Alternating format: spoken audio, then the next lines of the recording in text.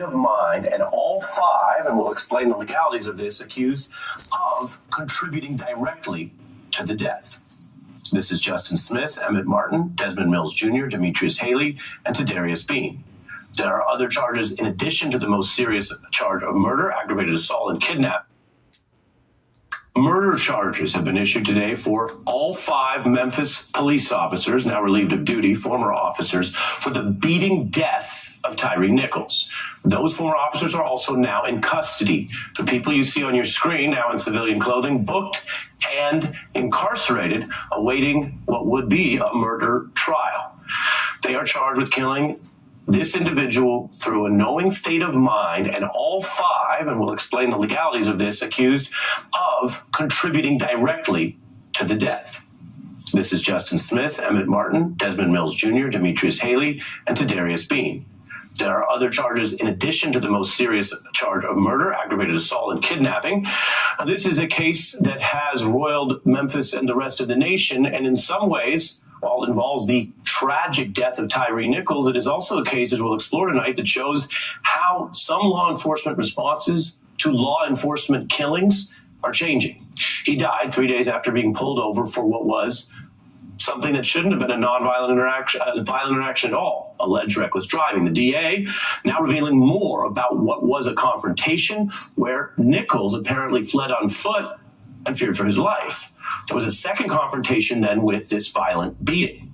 And this is what he looked like in the hospital. This is a tough photo to look at. I mentioned this when we just first discussed this last night with Maya Wiley and in our coverage. But this is a photo that his family put out precisely because they were concerned at the time about his health. This was before he died, and about the law enforcement response. This was after the January 7th traffic stop. He died 3 days later.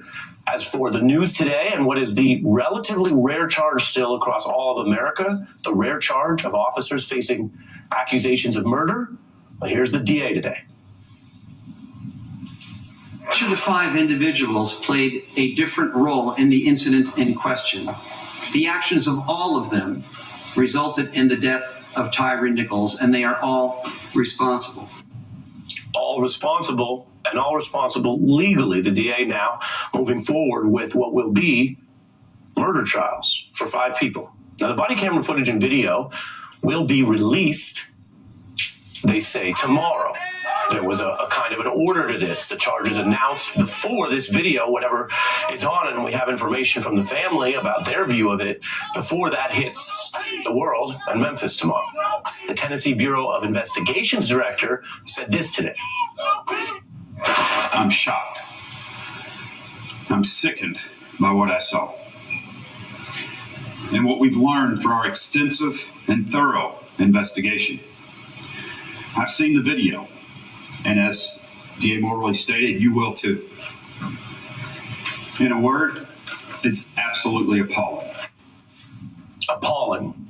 And these are law enforcement professionals who have seen their share of difficult material. We've also heard from the family, as mentioned, about how they viewed this.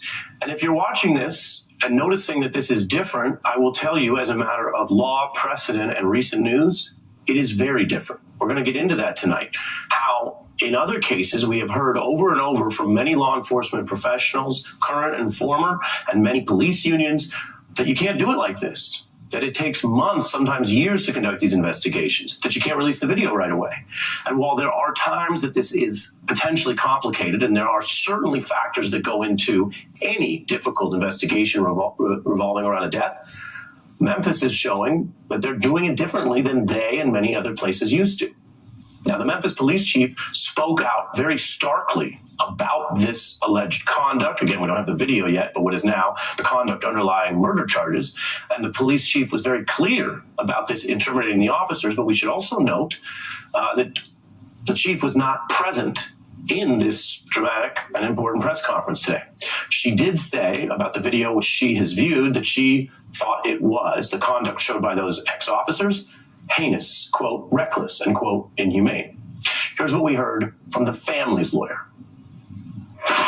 He was a human pinata for those police officers. It was an unadulterated, unabashed, nonstop beating of of this young boy for 3 minutes. Oh my God. That was just some of that obviously difficult presentation. There is a separate and open federal investigation. The rarity here would seem to be significant. The action was far more swift than the vast majority of police brutality cases we've covered, both in the Deep South as well as around the nation. We're going to get into all of it with more than one expert, but I begin with someone that we call on when we look at these cases.